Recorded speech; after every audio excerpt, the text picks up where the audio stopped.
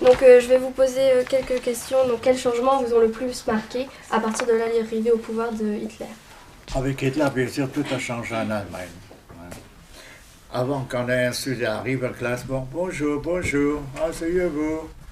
Mais après, quand Hitler arrive, c'est autrement. Il fallait se mettre presque à quatre debout, tout monter pour, un coup, comme un militaire. Il dit à Hitler, nous avons répondu à Hitler. On a appris déjà la politique, déjà à l'école. Lundi matin, dans la cour, on hisse notre drapeau, le croix-camé déjà. Comme j'étais dans la jeunesse hitlérienne aussi, à partir de 10 ans, pendant les vacances, on était obligés, on était tellement habitués avec notre discipline d'aller à un petit camp, tous ensemble. On est couché dans des tentes, c'était nos vacances, au moins 3 semaines, couché dans les tentes. On a appris à chanter, on a appris la discipline, on a appris l'exercice, le sport surtout. Samedi après-midi, dans la forêt, exercice. On s'est caché, on a fait la guerre, on s'est battu et tout ça. C'était samedi après-midi. Le dimanche matin, tous les dimanches matin, on a marché dans la rue, le drapeau, le tambour, en chantant, le drapeau devant. Les gens à côté, sur le trottoir, étaient obligés de retirer le chapeau, et se mettre quand ils sont passés. Voilà. Et puis ensuite, de 14 ans jusqu'à 17, je ne sais rien encore, mais on était plus grands déjà. Donc j'avais 16 ans, j'ai appris déjà à voler sur un plan néant, c'était volontaire. Et puis là, on peut dire, on n'a pas vu, comme on peut dire. Quelle image vous aviez de la guerre avant de vous engager, justement? Moi, je suis né en 1922, donc 4 ans après l'armistice de 1918. Dans chaque maison, vous aviez sur le mur un perdu de la guerre 14-18, un frère, un père, ainsi de suite. Vous voyez, tout le monde avait donc un portrait ou deux à lier sur le mur. Et les conversations se terminaient toujours. J'ai perdu mon frère à tel endroit, ainsi de suite. Et bien sûr, on nous a appris à un peu haïr l'allemand. Et donc, on se rendait compte ce qu'avait fait la guerre, tous les dommages qu'on a eu, parce que déjà, quand on est allé à l'école, on nous a appris combien de morts il y avait eu de chaque côté. Vous voyez, on voyait que la guerre, c'était abominable. C'était une misère, la guerre. Et vous, monsieur Berner, quelle vision vous aviez de la France avant la guerre? Quand j'étais petit, encore dans la jeunesse de la rue là. Mercredi soir, 2 instructions politiques. On nous avait mis en tête tout ce qu'il fallait vis-à-vis la sous-race. Prendre un peu la haine souvent sur la sous-race, c'est-à-dire l'Est, de l'autre côté. On avait des grands tableaux devant nous, avec les têtes. Il y avait des Juifs, il y avait des Polonais, il y avait des Russes, il y avait des Français, il y avait toute la nationalité. Il fallait chercher où il peut venir, cette personne, c'est français. Là, c'était facile, parce qu'on parle quelquefois la France aussi. Le français, père et basque, cigarette dans la bouche et le paquet de pain là, en dessous le bras. C'était facile pour nous. Voilà. C'est pour ça qu'on a appris tout ça. Et vous, monsieur Gauthier, pourquoi vous avez choisi d'aller vous battre volontairement? Donc, quand la guerre s'est déclarée en 1939, moi, j'avais pas encore mes 17 ans. Et bien sûr, là, comme tous les jeunes Français se mettaient volontaires pour partir. Moi, j'ai vu les trains partir à Berlin, tout ça, avec les gens très la fleur au fusil, c'est le moment de le dire. Moi, j'ai voulu m'engager aussi, mais la seule arme où je pouvais m'engager, c'était la marine, car on ne pouvait pas s'engager dans l'armée et l'aviation avant 18 ans. Je me suis donc engagé dans la marine, et là, j'ai été appelé dans la marine nationale. J'ai participé au premier combat déjà dès 1940 en Normandie, puisque nous étions en face 40 ans. Nous arrêtions les Allemands qui montaient sur Cherbourg, j'étais sur un cuirassé qui s'appelait Courbet. Et donc je voulais aussi vous demander, pourquoi est-ce que vous avez choisi d'intégrer la section des commandos? Bien voilà ce qui se passait, nous étions d'ailleurs au Moyen-Orient, ça se terminait, la guerre se terminait contre l'Afrique à corps, là, donc on a demandé en 1943, on a demandé début 1943 des volontaires pour les commandos. De Gaulle avait demandé à Kieffer qu'il se servir des troupes qui se trouvaient ici au Moyen-Orient, dont le 2e bataillon faisait partie. Et là, j'ai mis mon nom comme volontaire au commando, car j'ai vu qu'il y avait des raids qui se passaient. Et là, on était certain de participer au combat. L'entraînement était très dur. D'une part, il fallait faire les 7000, qui représentent les 7 miles. Hein, il fallait les faire en moins d'1 heure avec le sac sur le dos et l'arme individuelle. C'était une partie d'entraînement. L'entraînement à balles réelles aussi, mais bien sûr, on ne vous tire pas dessus. Ce sont des balles traçantes qui passent largement 50-60 cm au-dessus de la tête. Les explosions de grenades, ainsi de suite. On voit les grenades offensives ne sont pas des grenades défensives, qui font beaucoup de bruit, ainsi de suite. Nous sommes très aguerris quand on sort de ce stage. Voilà. Pour tous les deux, combien pesait l'équipement au combat? C'est très lourd. Figurez-vous qu'à l'entraînement, c'est très lourd. Et quand nous avons débarqué, on a à peu près le même sac. Car quand on débarque, on a 4 jours de munitions, 4 jours de vivres, et les munitions, ça pèse très lourd. Hein. On a mangé quelquefois 5 km avec 30 kg derrière. Ouais. On nous avait dit, ah, vous voulez être un parent, vous hein? Oui, bon, allez, vous allez paver maintenant. Hein? Ouais, oui. Qu'est-ce que vous avez ressenti en étant dans les premiers et débarqués le jour J? J'ai appris la date de débarquement avant le général de Gaulle, voyez-vous. Vous voyez, nous savions que vous allez débarquer un jour, 8 jours avant, déjà on rendait les armes pour les garder propres, dans un camp de Sheffield, dans le sud de l'Angleterre, près de Southampton, et là, nous avons appris que nous allions débarquer. On a eu les plans de débarquement. Vous voyez, ainsi de suite, ils ont été gardés par des soldats américains avec des vigiles qui avaient ordre de tirer sur le premier qui sortait de ce camp.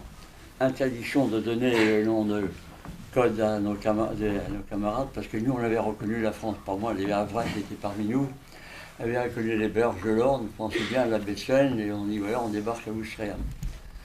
Alors voilà, nous étions très heureux de débarquer en France, les premiers.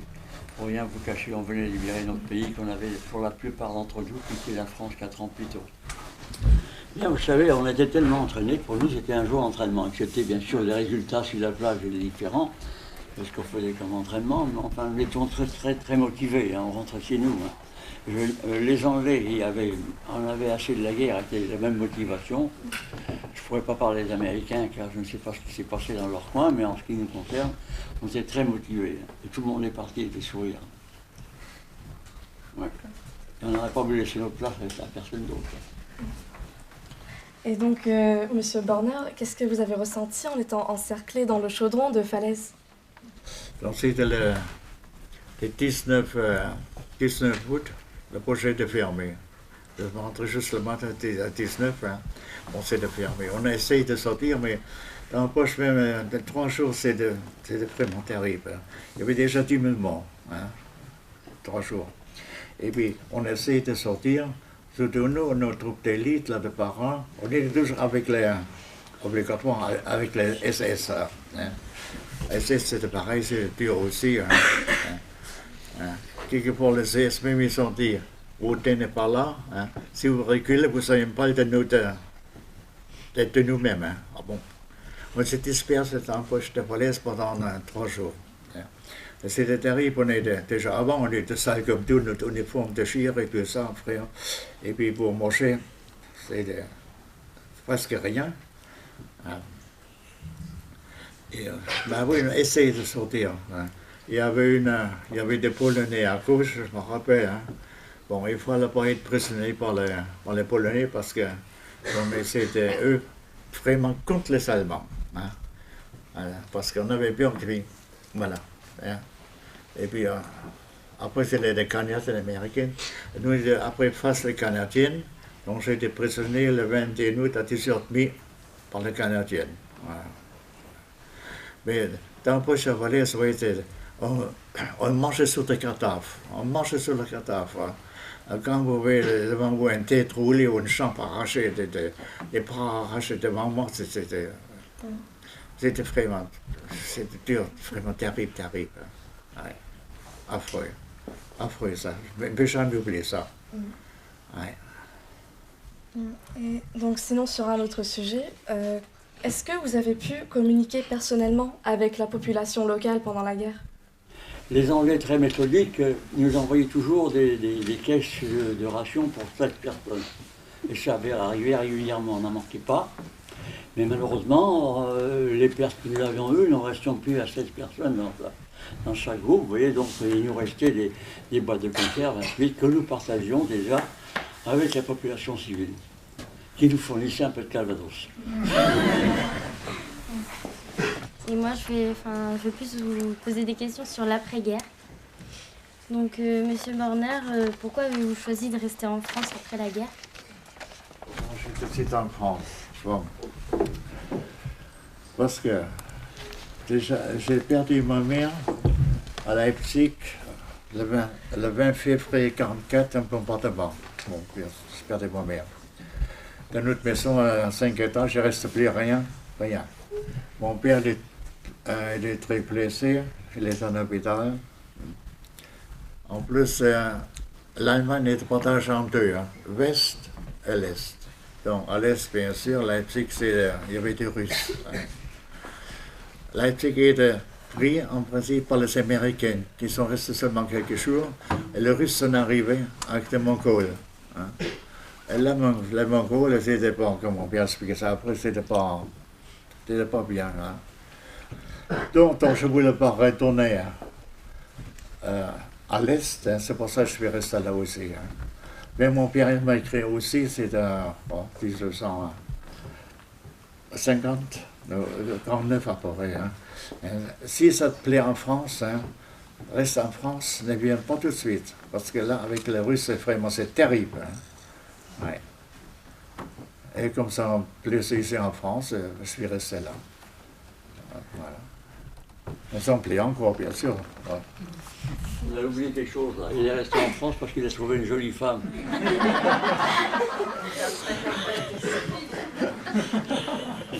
Oui, entre deux, bien sûr. Oui.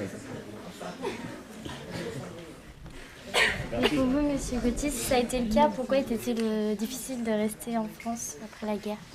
Après la guerre, figurez-vous, quand j'étais mobilisé, dès août 1945, j'avais pour me loger. Alors mes parents, bien gentil, ils ont construit sa maison, m'ont prêté une petite pièce de 15 mètres carrés. Et je suis resté en France un petit peu, ça ne peut pas durer ça.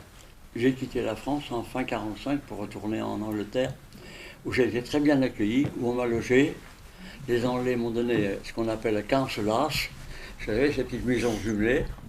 À un tel point que la mienne que j'ai touchée était toute neuve. Elle n'a pas encore été habitée, oui, toute neuve. Donc je suis resté en Angleterre travailler pendant 7 ans, comme ça. Il y avait pas une dame? Ah, mais je... Non, mais j'étais déjà marié là, à l'époque quand je suis reparti en Angleterre. On s'est marié en rentrant de Normandie. J'étais déjà fiancé en Angleterre en octobre 1943. Et donc, en octobre 1944, en revenant de Normandie, je me suis marié avec la petite Anglaise que j'ai fréquentée pas mal de temps. Avez-vous eu des difficultés à vous remettre de la guerre? Assez, car pour rien vous cacher, cet entraînement spécial qu'on a là, c'est un entraînement agressif. Rien parce que vous dire, non, on est agressif, très discipliné, on ne peut pas voir une chose qui va de travers, vous voyez, on vient les choses telles qu'elles sont, droites, ainsi de suite, très discipliné. Et j'ai eu beaucoup de mal à me remettre, avoir une amabilité que j'aurais dû avoir, comme j'ai maintenant. Mais ça a été très dur de se remettre dans la vie normale. Et vous, Monsieur Borner? Après la capture, peut-être au début, un peu quand même, hein, au début. Hein. Oh, ça dure à peu près jusqu'à 1960. Hein. Bon, de temps en temps, hein, on montrait des poches, sales poches, hein, au chleux aussi. Hein, bon. J'ai accepté, bien sûr, j'ai rien dit, un petit sourire, puis je suis parti après, même si avec seulement 5-10 personnes, je n'ose pas parler, hein, je n'ose pas. Ouais. Même s'ils ne savaient pas que je suis un ancien allemand, hein, je ne sais pas parler, je préfère. Ouais. J'avais peur quand même un peu. Ouais. Monsieur Gauthier, dans l'immédiat après-guerre, les gens venaient-ils volontiers vous questionner au sujet de votre expérience sur la guerre? Et vous-même, avez-vous abordé ce sujet facilement? Non, on n'en parlait jamais, même mes enfants n'étaient pas au courant de ce que j'avais fait. Et beaucoup de Français d'ailleurs ne nous reconnaissaient pas. Je vous aurais demandé en 1960 qui était en débarquement, on nommait jamais les Français. On nous a oubliés complètement après la guerre. Complètement oubliés. La France les a oubliés. J'ai eu des problèmes d'ailleurs quand j'ai démobilisé en août 1945, j'ai eu des problèmes pour toucher des bons d'habillement, des bons pour me nourrir, et de suite. On ne nous connaissait pas. À tel point que je me suis fâché avec la mairie qui m'avait dit qu'il me faisait aller à la tour de la préfecture à la mairie pour toucher mes bons de rationnement, ainsi de suite. Là. Je suis fâché avec la fille qui était derrière la vitrine qui me dit qu'est-ce que vous avez fait? Il n'y avait rien de prévu pour nous. Alors donc j'ai fait, je suis resté juste avec les Français libres en Angleterre. Et bien il m'a dit qu'il fallait y rester. Et je ne vais pas vous dire le geste que j'ai eu parce que j'en ai honte quand j'en parle maintenant. Non. On est méconnus, incroyablement. On nous a laissé tomber comme des vieilles chaussettes. Mais c'est pas grave, on s'en remet. Et est-ce que le fait de parler de la guerre aujourd'hui, ça vous pèse encore? Beaucoup moins maintenant, non, maintenant c'est pas grave. Au contraire, on en parlait de la jeunesse, il ne faut pas que ces choses arrivent de nouveau. Hein. Et vous, monsieur Bernard? Ah oui, je pense pareil. Hein. C'est pareil. On est tous anciens. Hein. L'autre côté, l'autre côté, mais maintenant nous sommes ensemble. C'est une leçon qu'il ne faut plus avoir de guerre. C'est une grande leçon. Et bien sûr, il faut savoir comment les gens ont souffert d'un côté comme de l'autre. Et je pense que ça, la jeunesse doit être au courant de tout ça. Hein? Que ça ne revienne plus jamais. Voilà. Hein? Ouais. La paix, la paix, la paix.